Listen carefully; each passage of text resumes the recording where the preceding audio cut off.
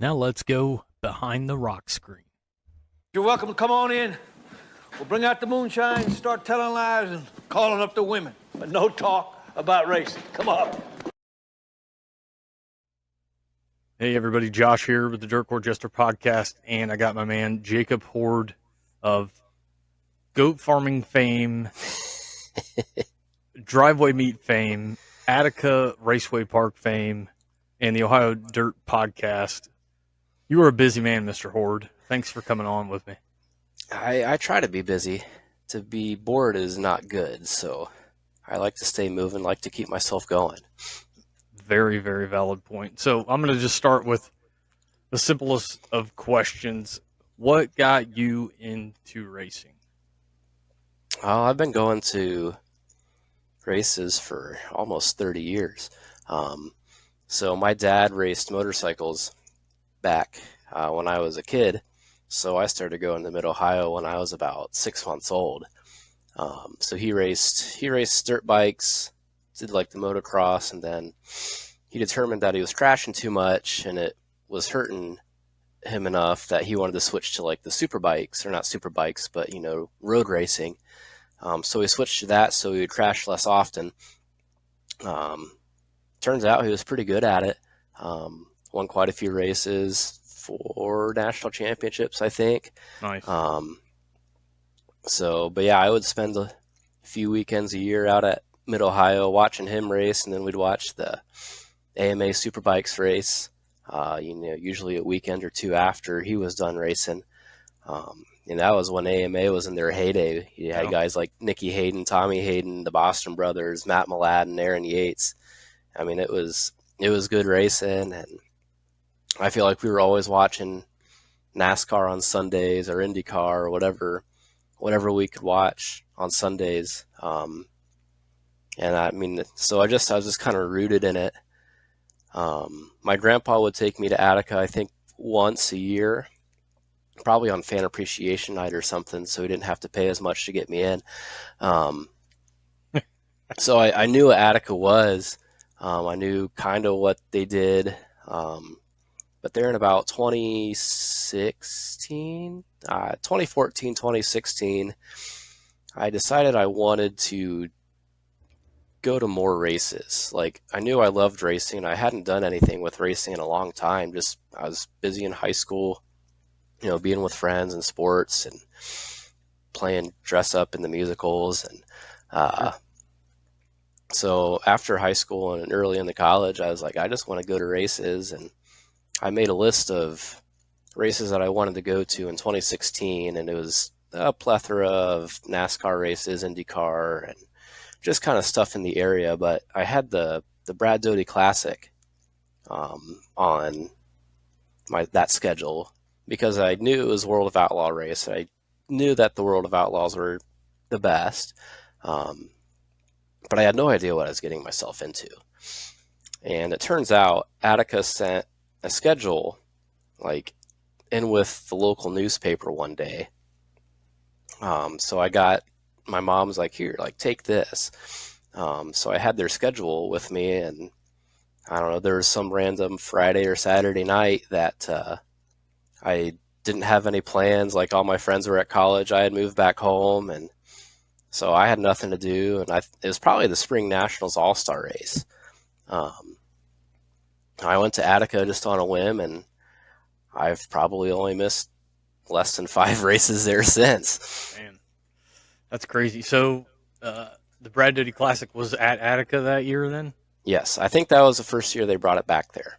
Okay, that's what I was wondering, if that was when it first came back from Lima. Mm-hmm.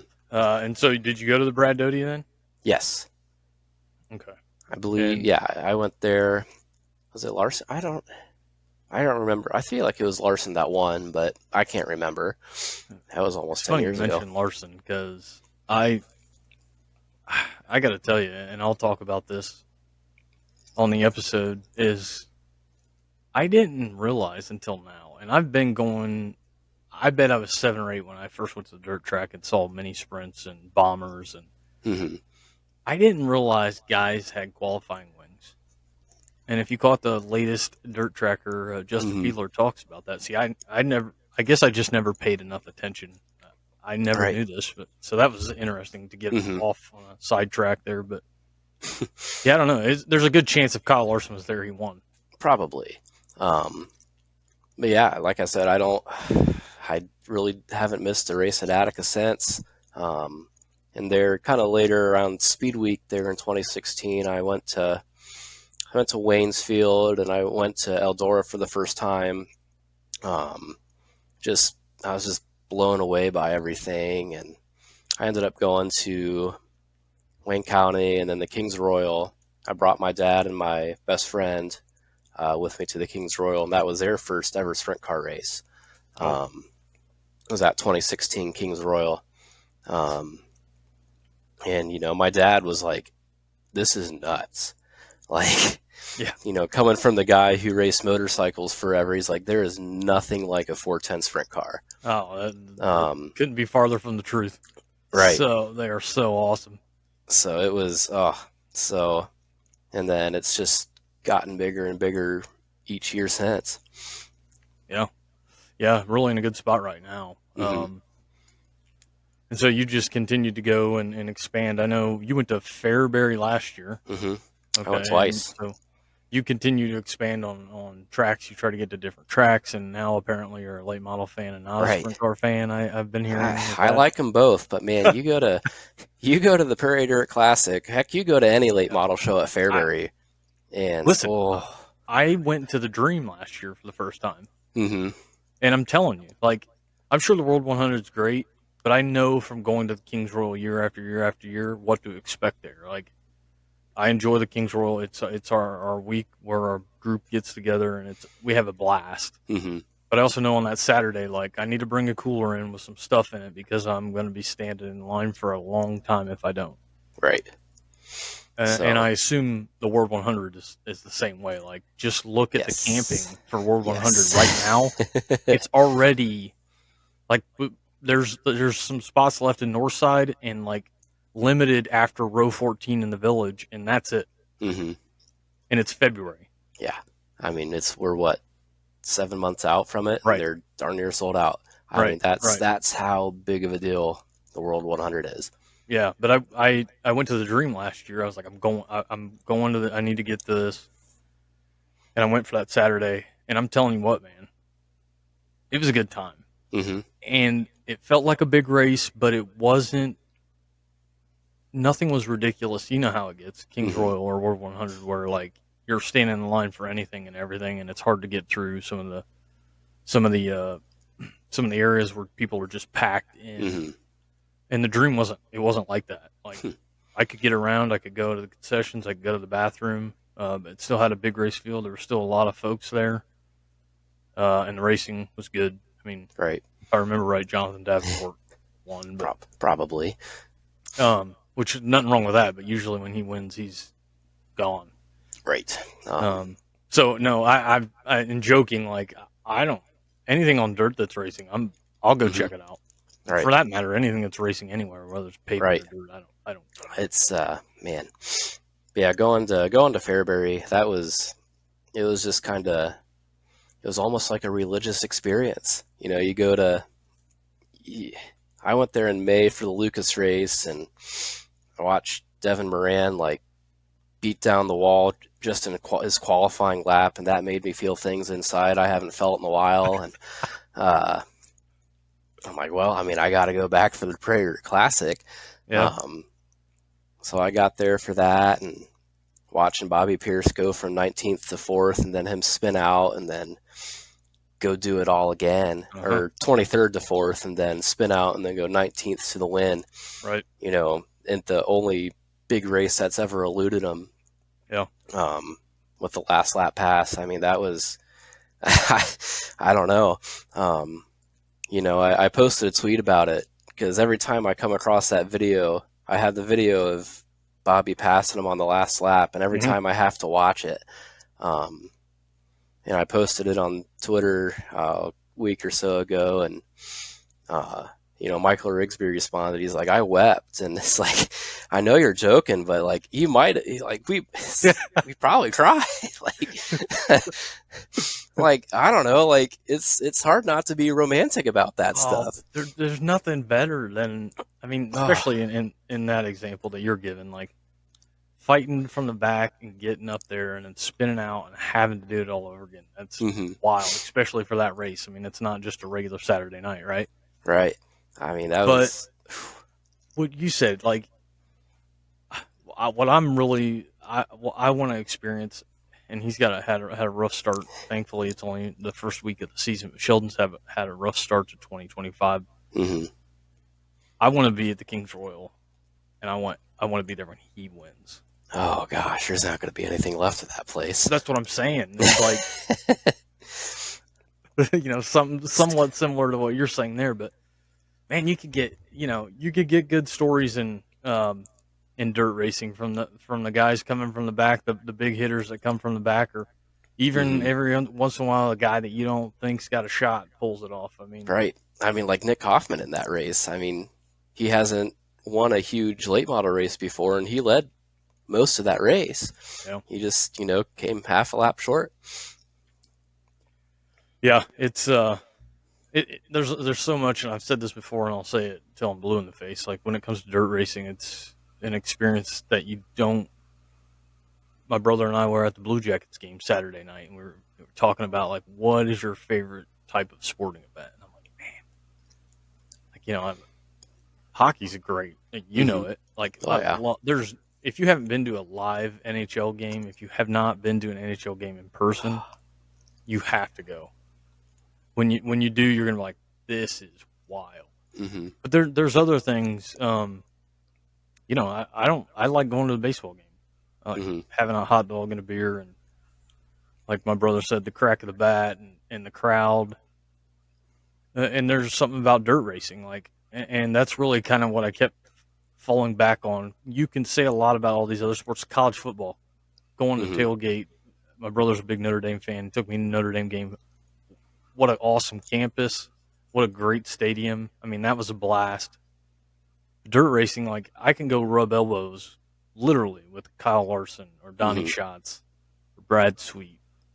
Yeah, like, you don't get that anywhere else. No, you can go down to the pits at Eldora after the King's Royal and go drink beer with, just about any driver you want and talk to them like you've known them your entire life. And, you're not going to get that at NHL game or baseball game. Although I guess during one ECHL game, at a walleye game, I had a player come down and sit with me, and we for like a second period or something, and chatted up for a while. And he was inactive for the game, and I'm like, hey, like, come down. There's an extra seat next to us. Yeah, there you go. That's pretty cool. But again, that's minor league hockey. So yeah, hey, still not something you get every day. So right. But that just like you were saying about dirt racing, there's so much about it to love. Not just the racing on the track, which is awesome most of the time. But just everything around it as well. Right. So, on that note, what made you and Clint start the Ohio Dirt Track Podcast? It was the Sprint Car World Championship there at Mansfield. It was a Sprint Car World Championship. Whatever that first year for it was, probably 2018, I think. I think it was 2018. You have a better memory than I do. I don't know why I'm thinking 16, but my memory is not. It wasn't 16. Just because I know 2016 is the year that I started going to dirt races. Okay. I got you. It was either because I think Mansfield came back in 2017, and then Sommer did the Sprint Car World Championship in 2018. Okay. So let's see. The first Sprint Car World Championship I actually just went as a fan. So it was the one in 2019. So it was the Sprint Car World Championship in 2019 that Clint wanted to like get in through media purposes, and he works in the like Chamber of Commerce area departments and stuff, workforce development stuff there in the Mansfield area. So he kind of knew of Cody Sommer and Jacob Nord, who Clint confused. He confused me and Jacob Nord, and that's kind of how all this got started. He thought he was talking to Nord. He was talking to Hord, and one thing led to another. We met. He got me a ticket to the Pete Jacobs Memorial or something at Wayne County, and that's when I met him for the first time. He drank my Mountain Dew on accident. He got really embarrassed, bought me another Mountain Dew, and left. Like, that's the first time I met Clint. I'm like, that was something. And then, yeah, springtime rolls around, and he's like, hey, like, I can get us media passes to the Sprint Car World Championship if you want, if we start a podcast. And he knew, like, I knew some stuff, and I kind of started dabbling in the writing at that point. So I'm like, yeah, whatever. Like, I'll do it. You know, I think I was single at the time, and I had nothing better to do. So, like, yeah, let's do more race car stuff. So yeah, we started a podcast and just started talking about the Sprint Car World Championship, and we got our media passes, and I think we only raced maybe one night out of that event. The other 2 nights got rained out. But that kind of got our foot in the door with some places, and it's where I met Jeremy Elliott from Sprint Car Unlimited. Yep. And he was looking for someone to cover Ohio Speed Week for him here in a few weeks. So he called me up. We exchanged information. He called me up there sometime in June, and I got hired on at Sprint Car Unlimited and wrote for him for a few years. And, we brought our podcast on Sprint Car Unlimited for a while, and then started doing it on our own again. And now I'm writing for our own, for Ohio Dirt again. Yeah, it all started basically just because Jacob Nord and I have a very similar name, and Clint got us confused. That's good. That's good. A couple of things on that is, like, number one, I've seen your shorthand when it comes to your race taking notes, and it blows me away. The other thing on the other side of that is I struggle because, I like to cover it like you. Now I don't write like you, and I want to try to provide information for more in this area for the smaller teams and series. But when I go to the track, man, I just want to go to the track. I just want to hang out. I just want to have a beer.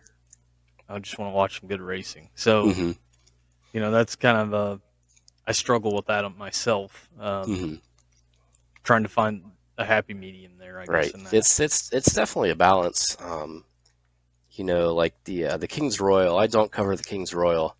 I never have, and I don't think I ever will, just because, like, that's the one of the few races I like to go to with my dad and my buddies and just hang out, drink beer, and watch a race. Yep. With 25, 30,000 of your closest friends. That's right. Watching sprint cars go Mach 2 for a couple bucks. And yeah. So, but yeah, it's definitely a balancing act, trying to keep everything enjoyable, make sure, you're still having fun, providing the coverage, but, make sure you're still make sure it doesn't feel like work. Right. We work enough during the week. We don't want to go to the racetrack on Friday night, Saturday night, Sunday night and feel like we're working again. Yeah, you got it. So, as long as it feels like it's fun for me, like, I'll do coverage, and I don't take it.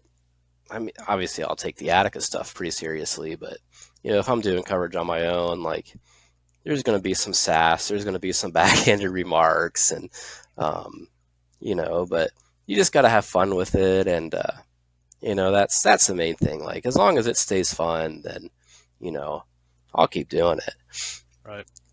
So you kind of touched on it, and that's kind of my next question is, all this is leading to where you're currently at. So how did you get involved with Attica and their social media coverage? So I covered Attica just on my own for Ohio Dirt and for Sprint Car Unlimited for a few years there, and I just kind of did what Wikipedia would do with his coverage, and I would take pictures of all the cars and tweet out some random fact about them, like where they finished last week or where they're at in the points. Because if you can keep track of that stuff, it makes it a lot more entertaining. Because all the storylines going into the night. It's like, like how DJ finished 13th tonight. Like that's gonna set him back a few spots in the points, and he's gonna because I don't know, Chris Andrews finished second tonight, and right. So that it makes it a lot more interesting. Yep. So I was doing that for a few years, and I would go after the races. I would go interview, first place, second place, and sometimes somebody crashed, and I want to talk to him. Go get the story, and then drive 25 minutes home, type up the story, post everything, and so I did that for a couple of years, and I mean they definitely took notice. But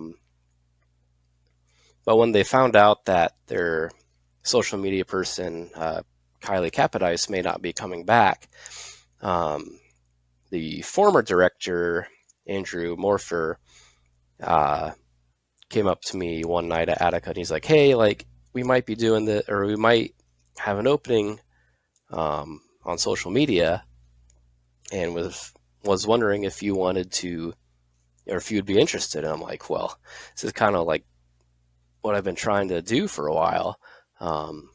So I was never like actually like given a formal like you're hired. Andrew just kind of texted me one day. He's like, here's the passwords, go do what you want. I'm like, oh, okay. So I guess I'm doing it then, huh? And then a couple weeks later, Andrew left to go work, some financial job, I think. So I'm like, well, the guy that hired me isn't here anymore, so what does that mean for me? But then they hired Justin Lisky, and I've known Justin for a few years, hanging out in the Brian Smith pit at Fremont until 3 a.m. many times. So I knew Justin, and we get along well, and when he got hired, he didn't know that I was doing the social media, and he was going to ask if I wanted to do it anyway. So I guess I was destined. That worked out. Yeah, I guess I was destined to do it anyway. I just kind of went, straight to the deep end with it last year, and I had a lot of fun doing it. I learned a lot. Learned to keep my mouth shut. And learned who I can give a little sass to, and people don't mind. Right. But yeah, you gotta know where that line is with some folks, right? Right. But some people are there just to tear you down no matter what, and the best thing you can do is just kill them with kindness and make them mad. Because they're not going to be mean to you if you're being nice to them. So fair point. I got a lot of enjoyment out of that. There are some people that, like I said, they're just trying to tear you down no matter what, and you're wrong no matter what you do in their eyes, and it's just like, I'll just be nice to you. And they don't comment back because they don't want to be the person that's being mean to the nice person. I had the realization there I think it was late last week. I'm like, oh God, we open back up in 5 weeks. It's like, Yeah. oh, Yeah. Yeah. And that, I mean, the segues you're helping me out with here are just phenomenal. I'm trying, man. I appreciate it. So, with that being said, looking into 2025, especially and specifically at Attica, what do you have circled on there? I mean, we know the Doty's going to be there. Ohio Speed Week's there. I reached out to you about the Attica ambush. So is there anything that you've got circled on there? I mean, obviously you're going to be there for all of them, but Right. I mean, obviously the Doty is going to be my favorite. That was their race a few years. Jokingly, I said, I don't think I would miss this race for the birth of my first child, and sure enough, we're going to be cutting it a little close. But that's we should be fine on that front. But yeah, the Doty, the Outlaws are there on the Friday before Memorial Day in May. So that got pushed back a couple weeks, and I'm excited that one's on Memorial Day or Memorial Day weekend. Yeah, we got five visits from the All Stars 2.0, starting there with the Core and Main Spring Nationals on April, was that the 12th and 13th? As I pull up my calendar here, the 11th and the 12th.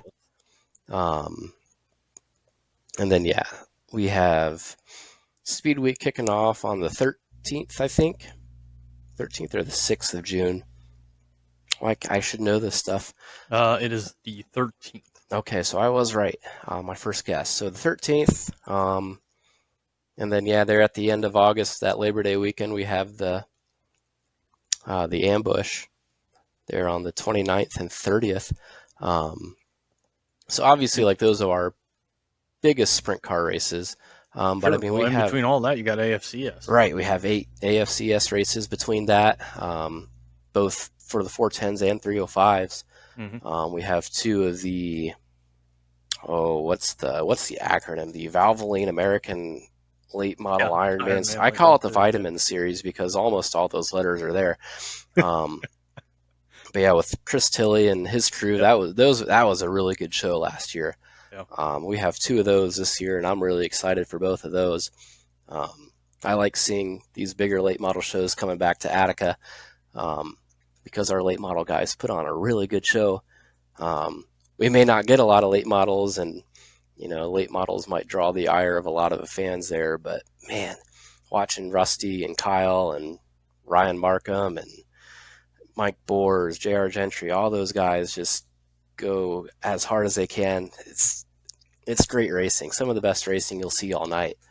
Well, and it'd be some good battles for championships. I'm not going to ask you to make your picks, but I mean, Kyle Moore won it last year for there at Attica. Yep. And like you said, there's plenty of guys that are capable. Oh yeah. I'll be interested. I think Kyle might be running a more regional schedule this year. I saw a Facebook post that they were wanting to run a little more of those Valvoline Ironman races and, kind of spread their wings a little bit because after last year, I mean, what do they have left to accomplish, at Attica and Wayne County? I mean, he won 20 times between Attica, Wayne County, and I think Hilltop, and then once over in Illinois last year. So I think he had 21 wins on the season and picked up the Attica and Wayne County championship plus the UMP Northern championship, and I think he was 3rd in UMP national points. So for just a little local rig, being pulled by the Dodge Ram pickup truck open trailer, I mean, they really don't have much left to accomplish here on the local scale. So I'm excited to maybe see them spread their wings a little bit. And I think we have some good late model guys coming up too, that should hopefully make the racing even better this year. Oh yeah, no doubt. And like we touched on AFCS, Dwayne keeps doing good stuff with that. Oh yeah. I love how they double up their shows on the weekend. Mm-hmm. That was It's a great. big thing. I talked to Dwayne there at the Dome in December, and he said that was one of his biggest things for 2025 was trying to get no standalone shows for AFCS weekends. And the reasoning was really good because, say you're a guy like Cat Penry and you want to go around the Knoxville Nationals. Well, if you want to have any chance of being competitive, you have to, go to Knoxville once or twice before the Nationals to get some laps, get some experience. But sometimes the way the schedule falls, like you can't do that because you'll have a one-off AFCS show, either at Friday at Attica or Saturday at Fremont. So you can't, give up that championship to go run a one-off race at Knoxville. Right. And it makes life easier for Dwayne too, because he's a huge race fan as well. Mm-hmm. He wants to go to as many races as possible, and he's usually in the triple digits with how many races he gets to. Yeah. So he's, I know he's excited for no standalone weekends, and those off AFCS off weekends. He can kind of do whatever he can go wherever he wants. He can go to Fairbury. There you go. There you go. And man, I tell you what, you're killing it here. It's like, did I give you my notes? Because you're leading me right into every question. Hey, I have experience. So, anything new for you in 2025? Do you have a track that you are trying to hit that you haven't hit in 2025? Oh, I don't know. I'm trying to think by the of. way, on tracks, I don't know if you heard. Used to be Route 44 there in Indiana. Mm-hmm. It's now Liberty 44 Raceway. Yeah, I did. Reopening. Yeah, I saw you and JD or Ohio Dirt Track Stats. Both shared that. Honestly, the track that it's like 40 minutes west of my house. Right. That's great for you. Yeah. Honestly, the track I think I kind of wanted to go to most after Fairbury was Gas City, but I should have made that happen while I could. Did you see the change.org petition for Gas City? Yeah, I saw they're up to over 3,000 signatures on that. So that's good. Hopefully they get stuff to the right people, and the right person sees it and wants to throw some money at it. And but man, I don't know. I'd like to go out to like the Pacific Northwest to like Skagit just to see that. But that's one on the way is going to kind of make it your 2025 a little harder than normal, right? Yeah, it's gonna dampen things a little bit, but that's all right. That's why I kind of went a little gung ho here in 2024, or back in 2024, I should say. Crossed some stuff off the list that I knew I wanted to get done. But yeah, I just, as long as I get to watch like, the Doty, and I get to, enjoy, races as much as possible, I'll be happy. No set, I guess there's no set goals for the year, I should say. All right. Well, I don't have anything else other than I typically would do like lightning round questions for the guys. So okay. I've got 10 of them for you. Oh, geez. Answer them as hardly quick count as you that can. High. Okay. Are these racing related or anything related? It's anything. Oh, it's dear. Anything, so. Oh, dear. They're out of the 10 questions, only one is directly racing related. Okay. All right.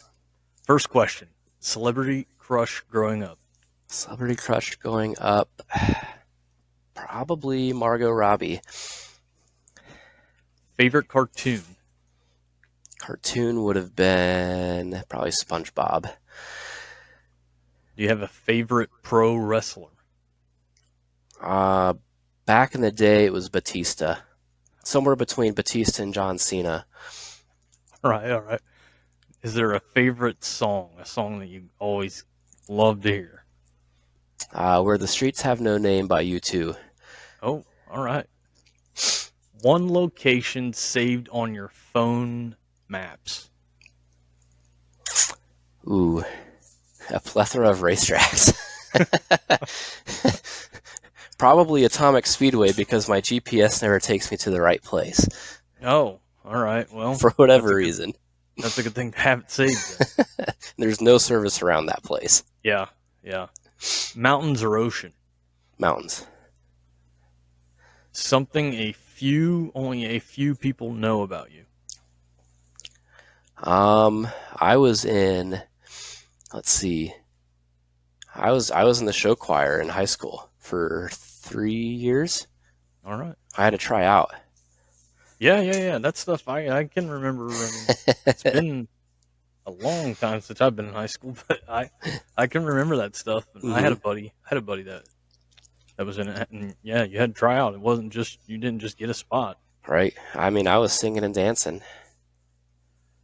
I'm going to now research and try to locate some video. What was your first car? Dodge Neon 04, I think. What is your go-to meal? Probably, normally it would be like beef and noodles, but now that I've gotten into barbecue, and it's probably something barbecue. This will be a question 9B because Okay. I'm curious now. What is your favorite thing to smoke? You've got a smoker? Yes. What's your favorite thing to smoke? Probably ribs. That might be recency bias because of yesterday's Super Bowl ribs that were fantastic, but it's probably ribs right now. Nice. All right. And the last thing, favorite race you've ever been to? Favorite race I've ever been to? Ooh. I don't know. I've been to a lot of races. I don't know if there's one that like sticks out in particular. I know there's some shenanigans after the races that stick out. That's all right. Particularly at like Jim Ford weekends at Fremont. I think there was a foam pit involved. I feel like I got Dwayne to go into the foam pit. This is good. There was, there are videos of Chris Verda doing a front flip throwing a soccer ball, and probably any after race shenanigans at Fremont will be my favorite race. Okay, all right. I'll change that question out. What is a bucket list track? Ooh, bucket list track. I've been to a lot of them, but probably it's not going to be dirt related, but probably either Daytona or Mount Panorama, Bathurst. Hey, I'm completely fine with all that. That's it. You've got it. Listen, Jacob, I appreciate you coming on. Everybody, you can follow Jacob at Hord Race Watcher on X. You know he's doing the stuff for Attica. And you can also check out the Ohio Dirt Track podcast and ohiodirt.com. Jacob writes stories. He's always on top of it. Race season is starting very soon. Jacob's going to be a very busy man. Mm-hmm. Jacob, I appreciate you coming on. I appreciate you having me on. It's not too often I get to be the interviewee. Well, hopefully we didn't do too bad. Nah, you're good. You get to join an exclusive list of people that have interviewed me, which includes Justin Fiedler and Lenny Baticki of PRN's At the Track. So you're in pretty exclusive Holy company. Smokes. So I'm actually I know a guy that does laser engraving. I might have a plaque made that says that. Right, you should. You're the third person to interview me for Dale. Number 3 for Dale. All right. Well, Jacob, again, thanks for coming on. Everybody, thanks for checking this out. This is Josh with the Dirt Court Jesters podcast, and we hope to see you guys at the track.